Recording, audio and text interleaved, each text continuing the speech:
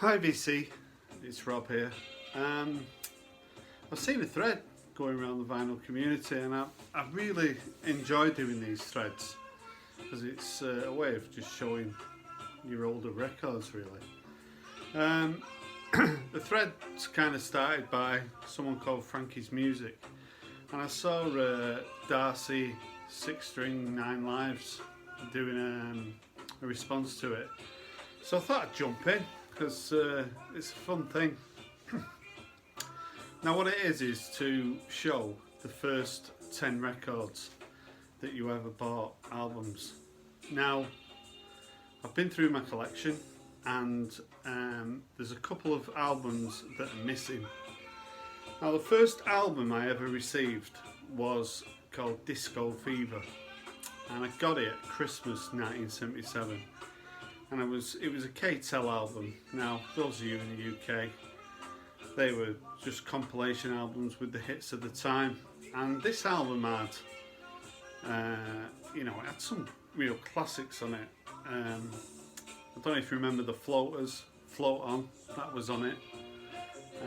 But it only had 3 of the members singing the song. They used to cut the versions down a little bit, which was a little bit annoying. So I was listening to it, I'm thinking, where's Paul? Other tracks on it was Red Light Spells Danger, Billy Ocean, the Boomtown Rats, Looking After Number One. Even some real crappy stuff like Angelo by the Brotherhood of Man. But I can remember being so excited getting it because it had so many hits on it. I was like just getting into buying singles at that time, and it's like getting 20 singles on one album. So that was the first album that I ever got, and I'm not sure where it is now. But if I ever see it when I'm out in the wild, I'm going to pick it up because I'm sure I could get it for £1 or £2. Now the second album I ever got was an album called Love Storm. Now when I started senior school, there was a lad in my class, and I got talking to him. I'd only been in the school for about a week, and he said that his dad worked for a record company and he was going to bring some records in, and he brought a stack of albums in that were like white labels, so everyone just grabbed stuff. And I grabbed an album called Love Storm by Travares, and I loved that album because I didn't have any albums, and that album had Who Done It on it,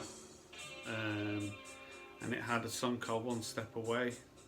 But I've been checking it on YouTube today, and it's had a track called Watching the Woman's Movements, and there was a track called Fool of the Year. And I love that album, and I think that's maybe where some of my sort of love of disco and soul comes from, that album. And again, if I ever see that out in the wild, I'm going to pick it up because it's a really good album. So unfortunately those 2 albums I don't have anymore, so I'm going to show the next 10 going through my collection. It's real fun actually, just when you do these threads, because you can sort of look through some albums that you've not played for a while, and that's certainly the case with some of these. So I'm going to go through. You can hear the Police. Yeah, Regatta de Blanc. They were the first band really, I think, that I really got into. I saw Sting and I just thought, God, he's a cool guy. And Walking on the Moon, Message in a Bottle, Bed's Too Big Without You. Every track on this album, I've played it to death. I mean, it's absolutely shot, but yeah, I just love the Police. And then when I got this album, I got the first album, Atlantis D'Amour, and again that's got great tracks on it. So I think they were the first band that I was a fan of. The Police, they get a bit, I think they're a bit underrated. People sort of sneer a little bit at the Police, but I still really like the Police now. So this album's superb. So yeah, it really takes me back to 1978, 79, in my bedroom, playing records. Just a lot of my friends had this album as well. It was really popular with my friends. So yeah, we're all big Police fans. So yeah, Regatta de Blanc. Now here's a band, the Skids. Yeah, Scared to Dance. Now, when I was like 14, 15 at school, there was about 3 or 4 of us, and we were just all mad on punk.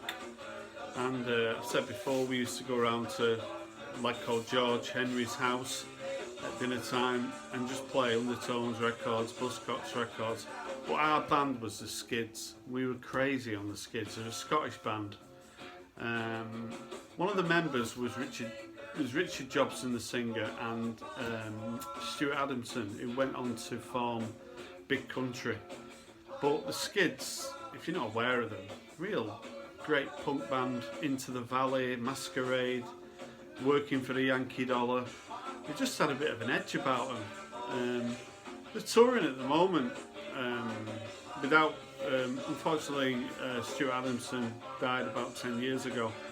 But I sort of avoid going seeing bands, 30 years after they were great, because it just, I don't really want to do that. But yeah, the Skids were such a favourite of mine. So yeah, the Skids. Now, Mile Over Disco, Donna Summer. And this was like a greatest hits, and another really underrated artist. I really like Donna Summer, and this has got I Feel Love on it. I Remember Yesterday, Love's Unkind, which was one of the first singles I bought. It seems a bit daft that I was into the Sex Pistols and I was buying Love's Unkind by Donna Summer, but yeah, I really like Donna Summer, and I still like Donna Summer. I like her stuff up to about 1981, I think, and then I think she lost her way a little bit, but early Donna Summer, you can't beat it. So yeah, this was a firm favourite of mine, Donna Summer. Now, another female artist, Blondie. Now, I was pretty obsessed with Debbie Harry when I was like 14, 15. I had pictures on my wall, and I got this album. I did get Parallel Lines, but again, that's one that's gone missing. I had about 3 copies of that, so I don't know where that is. But yeah, Denny, Hanging on a Telephone. I mean, this one's got Always Touched by Your Presence, Dear. I think Blondie for about 4 years we just, couldn't be touched. And, I still love Blondie now. So yeah, Debbie Harry and Blondie. Plastic Letters. Now, here's a band, a British band. Madness. Yeah, big fan of the Nutty Boys. And the singles were just great. One Step Beyond and My Girl. I mean, this album's got Embarrassment on, which I love. Baggy Trousers.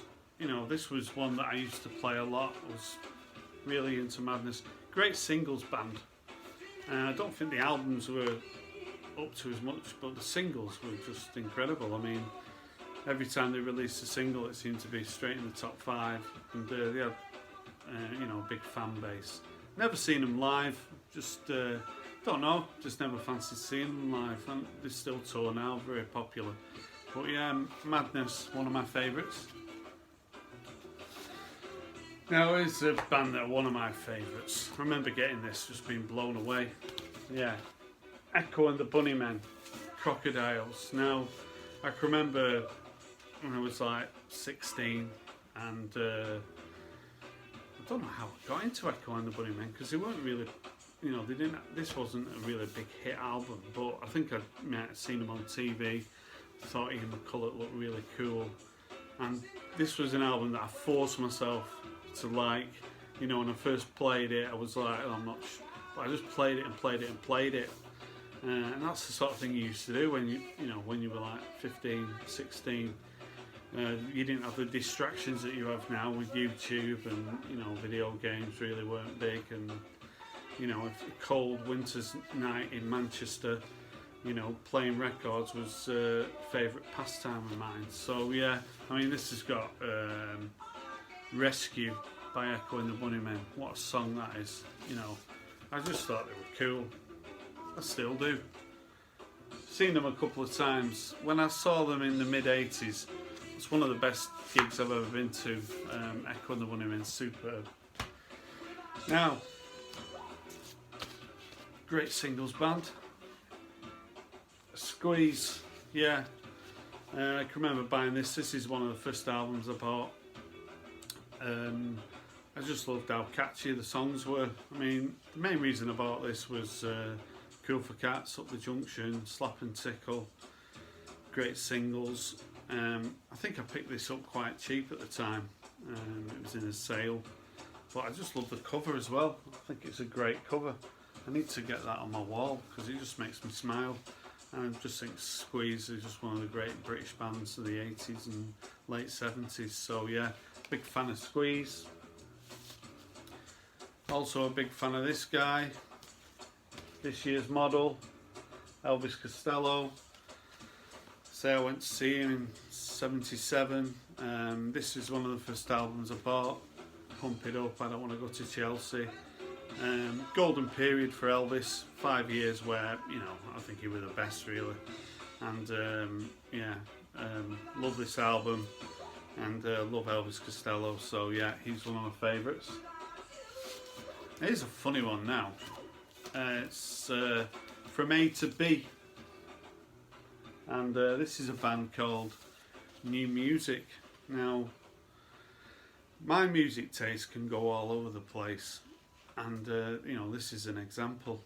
They did a single called Living by Numbers, and it's just a catchy single, and I just loved it. And they did a song called World of Water, which I loved as well. And Sanctuary, they did a song, probably not well known in the US at all. They're just like pop really, sort of, I suppose you class them as new wave in America, but to me they were just like pop really.